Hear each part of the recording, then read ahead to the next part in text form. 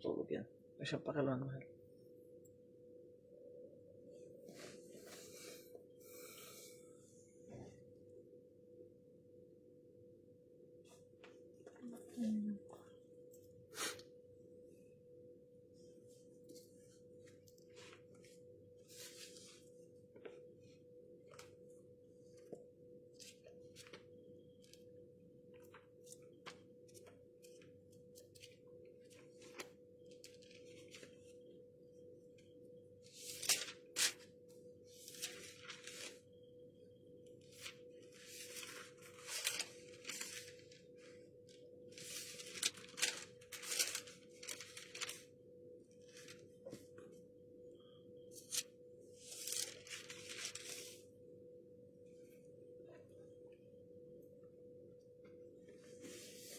Ano mo? Huh?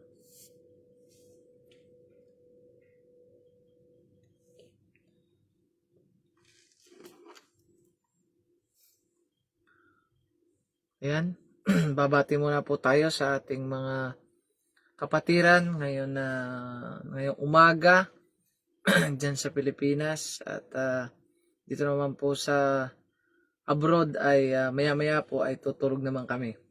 Purihin ang Panginoon, purihin ang dakilang pangalan ng ating Diyos. Mapagpalang umaga po sa ating kapatid na Arcele. Ayan, Arcele. Ayan. Si kapatid na Losby Minda, kapatid na Rosario. Ayan, purihin ang Panginoon. Iba po ay magjo-join pa lamang. Salamat sa Diyos. Hallelujah.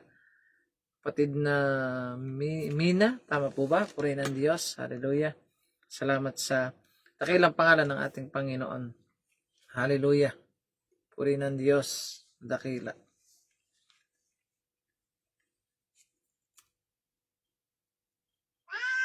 Tayo po muna ay aawit sa ating Panginoon, mga kapatid.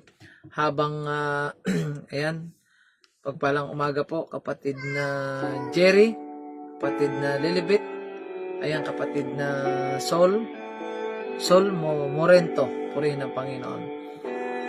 Kapatid na Jane, hallelujah, salamat sa Panginoon. Kapatid Elsa, sige po, tayo po iaawit muna sa ating Panginoon. Karigtan ng iyong mukha, sumasamba sa iisang Diyos. Hinahanap namin, Panginoon. Hanap namin. Karigtan ng iyong mukha. Sumasamo sa iyong pagkilos. At sa himig na hain, tanging dalangin. Kami katagpuin. Thank you, Jesus. Hallelujah. Banal na Espiritu, hayaan nyo nga po na ngayong umagang ito, hayaan nyo po kami inyong katagpuin.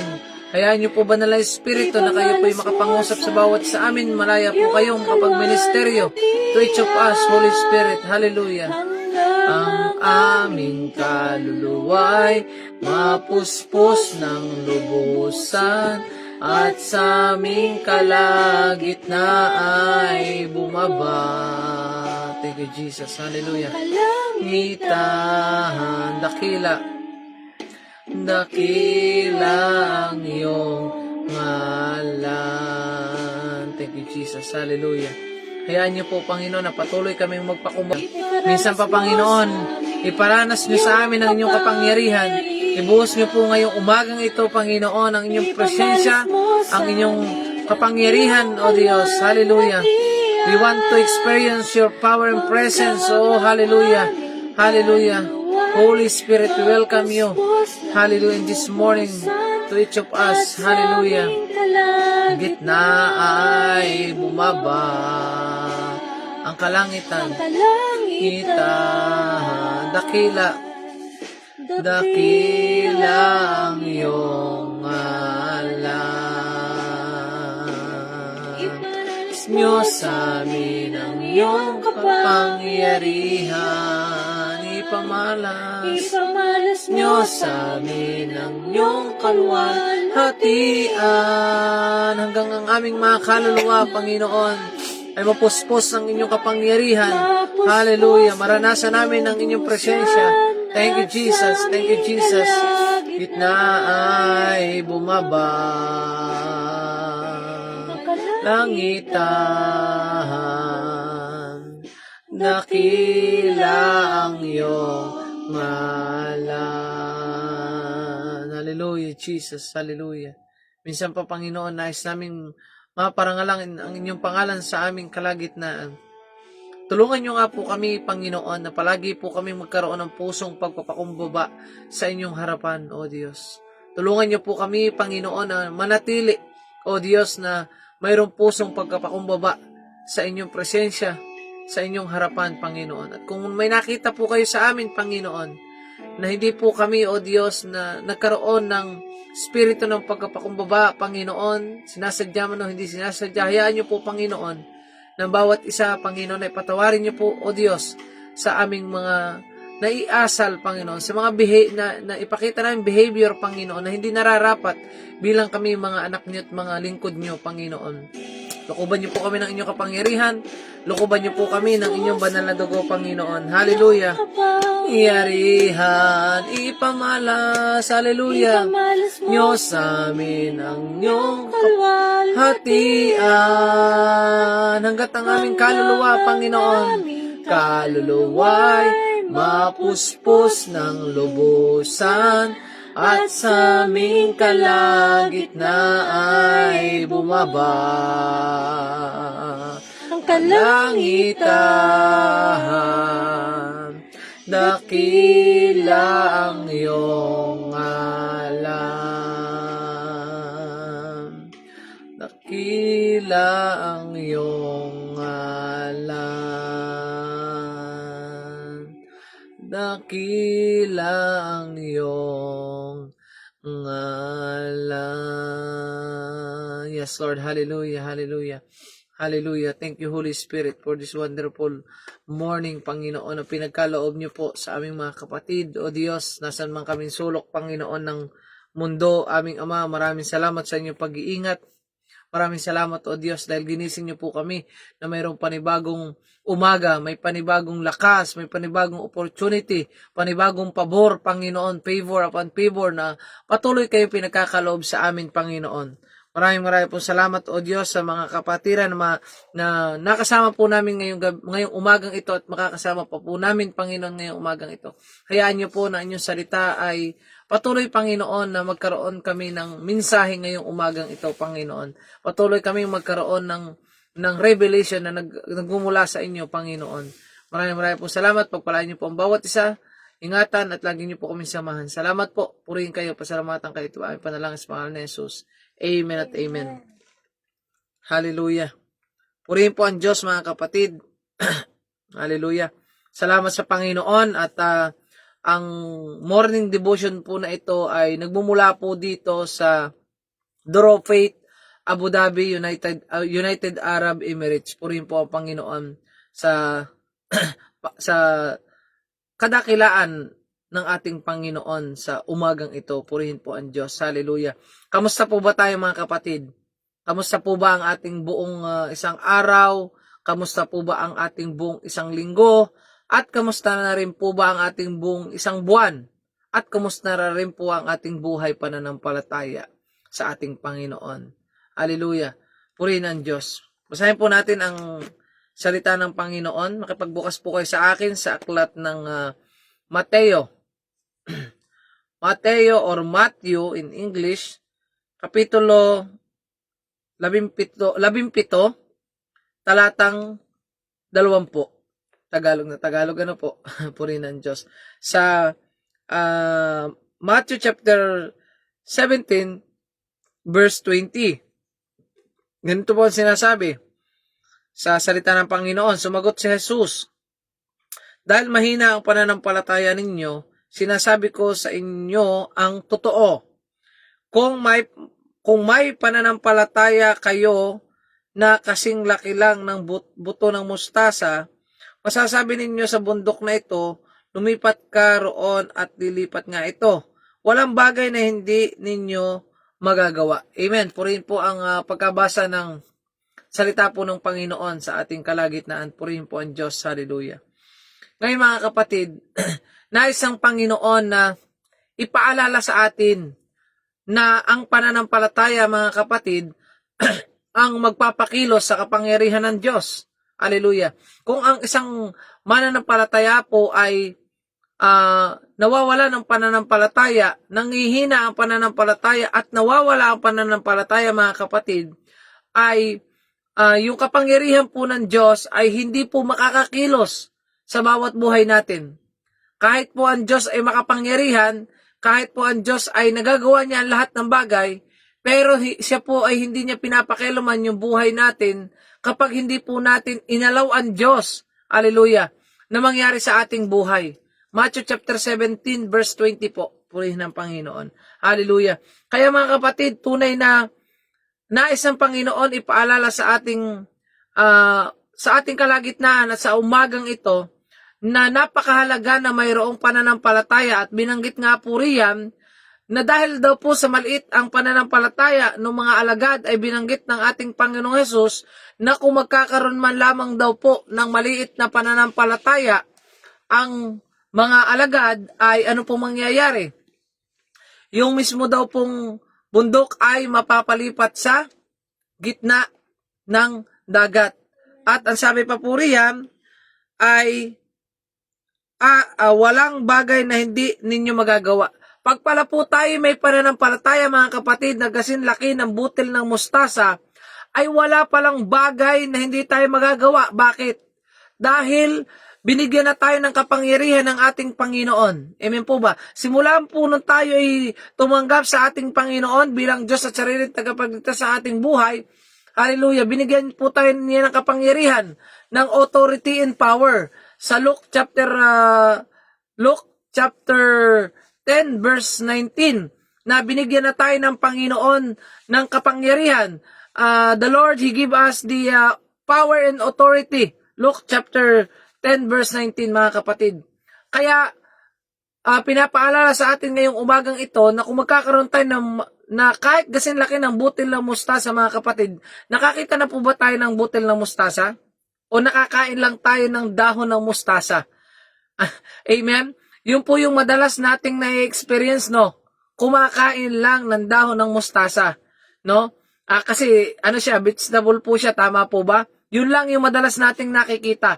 Pero sa mga farmer, hallelujah, na siyempre nakikita na po natin yung buto ng mustasa. Napakaliit lang po niyan mga kapatid.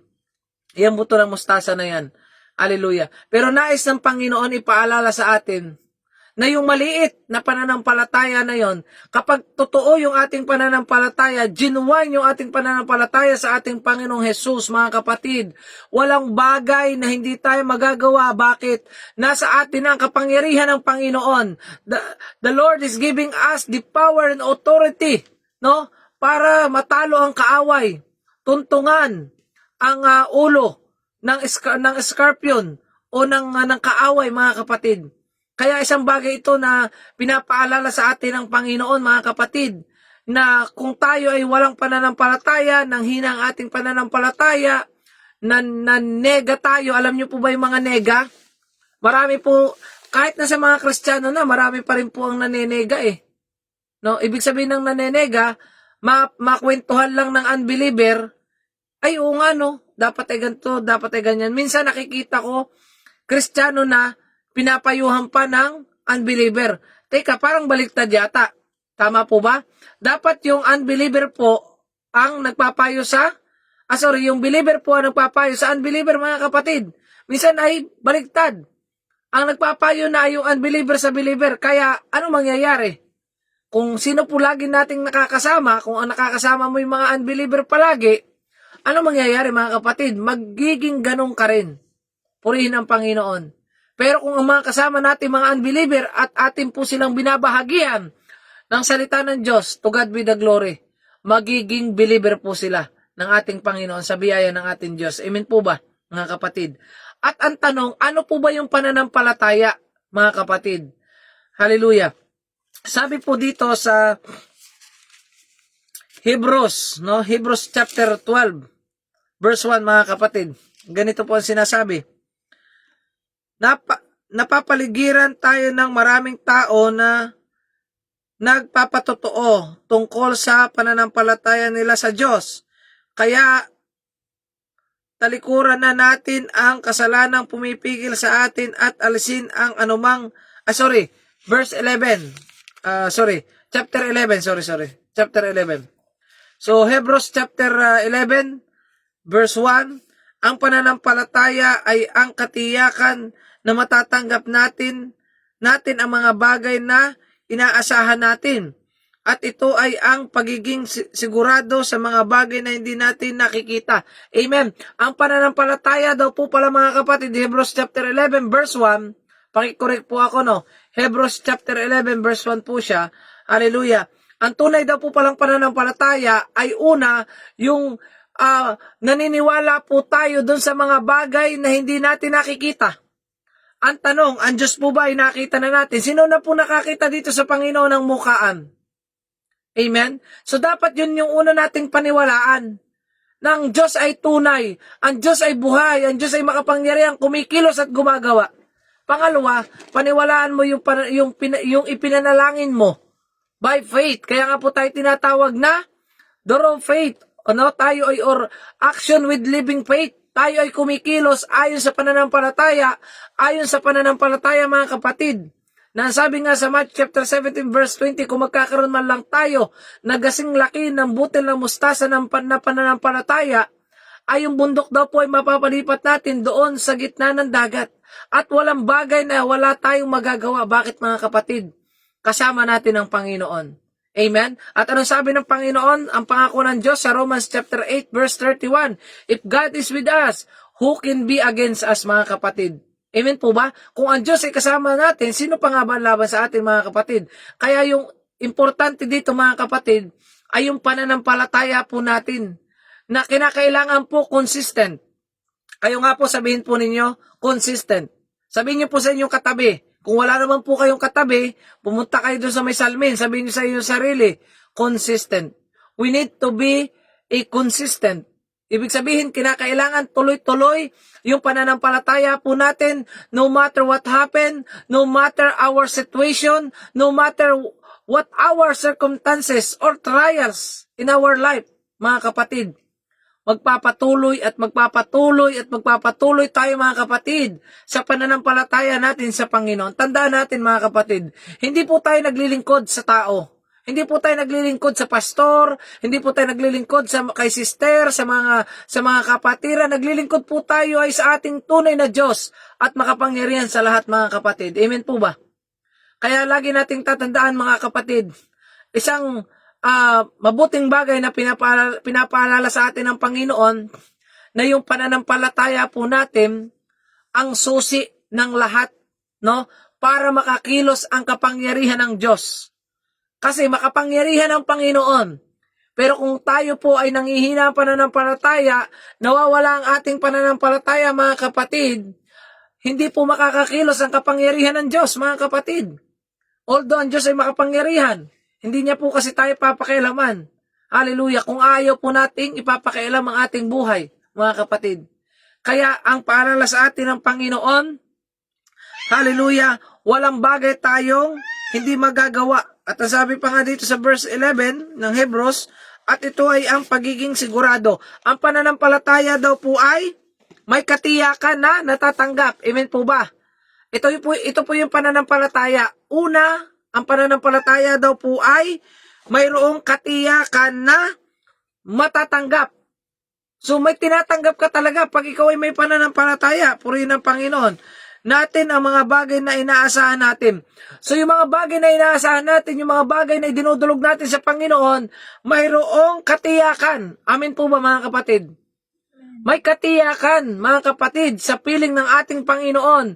May katiyakan sa ating buhay na Diyos at makapangyarihan sa lahat. Kung tayo mga kapatid ay ang sitwasyon natin ay ngayon, sa mga panahon ngayon ay para bang walang tumutulong sa atin financially, materially, hindi tayo napapansin ng mga tagapanguna, hindi tayo napapansin ng mga ng mga namiminuno, mga kapatid. mayroon po tayong Diyos na laging nakakapansin sa atin. Mayroon po Diyos na nakakakita ng pananampalataya natin, mga kapatid. Hallelujah.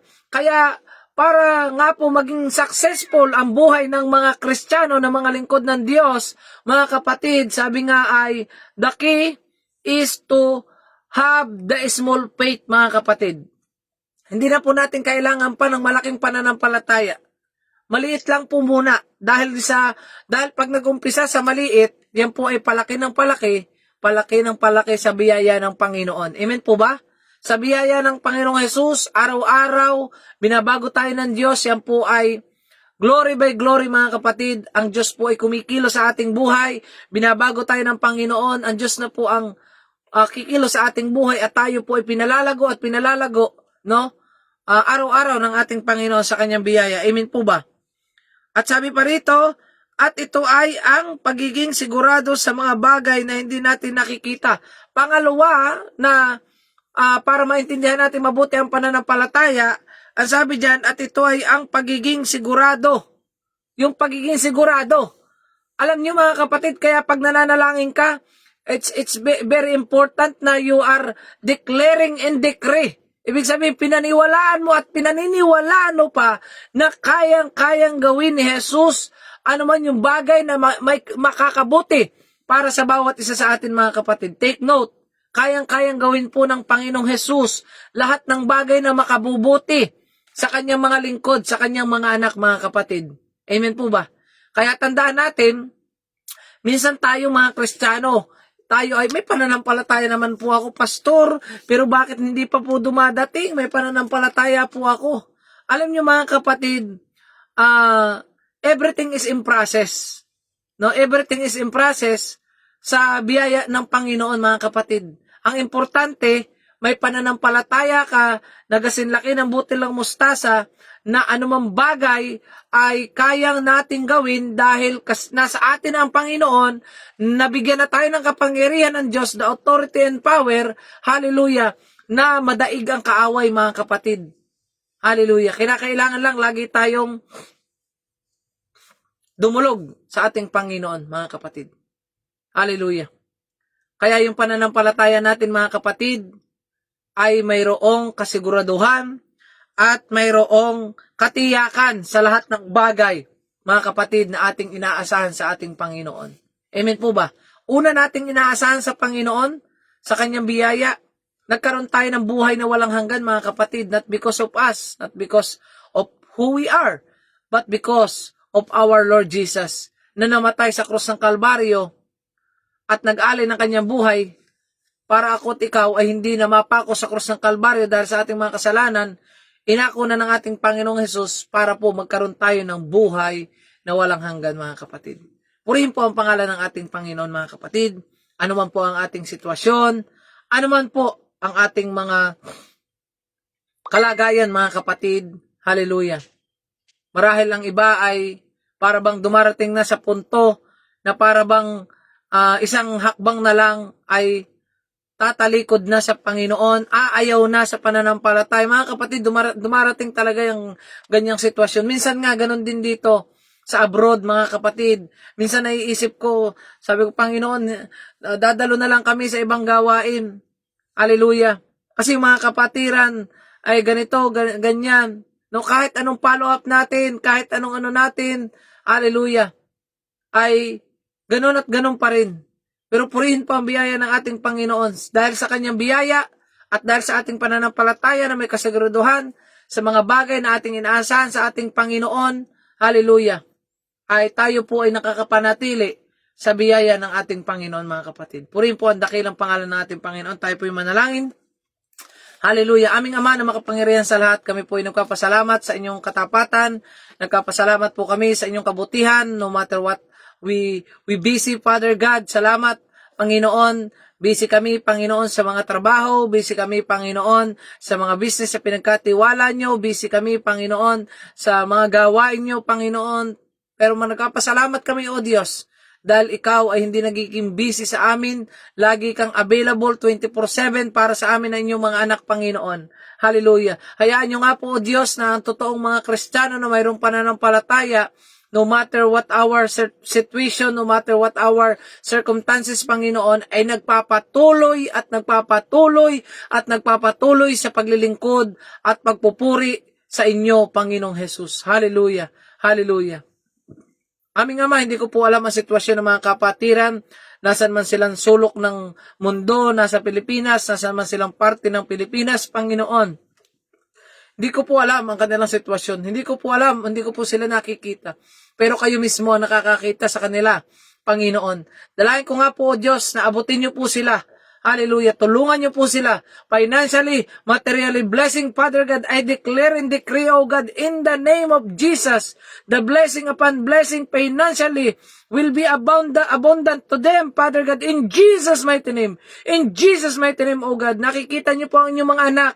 Nakikita niyo po ang kanilang mga pangailangan. Nananalangin po sila, oh Diyos, sa mga pinansyal, Panginoon, para sa inyong mga gawain, para pambili ng lupa, para pampatayo ng pisikal na panambahan, Panginoon, para magkaroon ng lugar ang mga kapatiran. Aming Ama, lahat ng bagay na yan ay nakikita niyo, O Diyos. Hallelujah, hallelujah. Kaya naman, Panginoon, we pray, Father God, that you bless already, hallelujah, ang mga kapatid na ito, ang inyong mga lingkod na ito, financially, Father God, in Jesus' mighty name, O God, in Jesus' mighty name, Panginoon, upang to continue to sustain, Father God, hallelujah, doon sa inyong gawain, Panginoon, sa mundong ito, aming Ama. Maraming po salamat. Gumamit po kayo ng mga anak nyo, Panginoon. Mangusap kayo, O Diyos, hallelujah, sa inyong mga anak, aming Ama. At hayaan niyo po, Panginoon, na lagi kaming makaranas ng panibagong lakas. Alam ko po, Panginoon, na kami nangihina as a human being, Panginoon, yung aming mga pisikal na katawan. Pero naniniwala po ako sa pangalan ni Jesus, manghina man ang aming katawan, pero lagi niyo pong pinapalakas ang aming buhay espiritual, Panginoon, sa pangalan ni Jesus, sa pangalan ni Jesus, aming Ama. And Father God, sino man po nangangailangan, Panginoon, ng kagalingan, physically, Panginoon, anumang uri ng karamdaman yan, aming Ama, hallelujah, hallelujah, anumang uri ng karamdaman yan, espiritu, Panginoon, ng stroke, espiritu, Panginoon, ng high blood, espiritu ng diabetes, Panginoon, at espiritu ng ano pa mang mga karamdaman, generally, in the name of Jesus, right now, I cast out it in Jesus' mighty name, O God, sa bawat mga physical naming pangangatawan, mula ulo hanggang talampakan, Panginoon, I cast out it in Jesus' mighty name, Panginoon, in your precious blood, Father God, hallelujah, in Jesus' mighty name. Hallelujah. Ipinagaling nyo nga po ang bawat isa sa amin. Sinabi nyo po sa inyong salita, according to your word, Father God, in the book of Isaiah, Father God, chapter 56, Panginoon, hallelujah, na by your stripe, we are healed, Father God. That's why we declare and decree, Father God, in your name, Lord Jesus, in Jesus' mighty name, Father God, na pinagaling nyo na nga po ang bawat isa sa amin, Panginoon, by faith, ayon sa bawat pananampalataya namin, Panginoon. We are free from the sickness, physical, spiritual sickness, in Jesus' mighty name, Father God. We are free. We are free in Jesus' mighty name, O God. We thank you, Father. We thank you, Jesus. Hallelujah, hallelujah. Lagi nga pong maranasan namin, Panginoon, ang panibagong lakas, panibagong pagkilos, panibagong yung pangungusap at panibagong yung kapangyarihan sa bawat buhay namin, bawat umaga, bawat araw, Panginoon, ng aming buhay. Naniniwala kami, Panginoon, meron kang panibagong bagay na laging tinuturo sa bawat isa sa amin, Panginoon. Maraming po salamat sa umagang ito. Maraming po salamat, Panginoon, sa mga kapatiran na nakasama po namin, Panginoon. Nasaan man silang sulok ng mundo, aming Ama, pagpalain niyo po sila. Tulungan niyo po ang mga kapwa ko, mga lingkod, Panginoon, mga kapwa ko, mga manggagawa, ang kapwa ko, Panginoon, na mga anak niyo, O Diyos, na mga nakakilala na sa inyo. Tulungan niyo po kami na makapagpatuloy at makapagpatuloy, hallelujah, sa pagsamba, sa paglilingkod sa inyo, Panginoon. Sa pangalan ni Jesus, aming Ama, siryohan niyo po ng inyong banal na dugo, ng inyong kapangyarihan, O Diyos, ang aming po narinig ngayong umagang ito ng inyong kapangyarihan, ng inyong presensya, Panginoon. Maraming po salamat. To God be all the glory and praises and honor to you alone, Father God. Maraming po salamat sa katagumpayan ng gawain ito, Panginoon. Salamat po. Salamat po. Sa inyo lahat namin binabalik, lahat ng papurit, pagdakil at pagsamba. Ito po ang aming panalangin sa pangalan ni Jesus. Sa lahat po ng anak ng Diyos ay magsabi ng Amen at Amen. So purihin po ang Panginoon sa bawat buhay ng bawat isa. Purihin po ang Diyos. Hallelujah. At tayo pong lahat ay patuloy na magpatuloy po sa paglilingkod sa ating Panginoon. Amen po ba? At tayo po ay patuloy na maglingkod sa Panginoon at mahal po tayo ng Panginoon. God bless po sa bawat sa mga kapatid. Purihin po ang Panginoon. To God be the glory.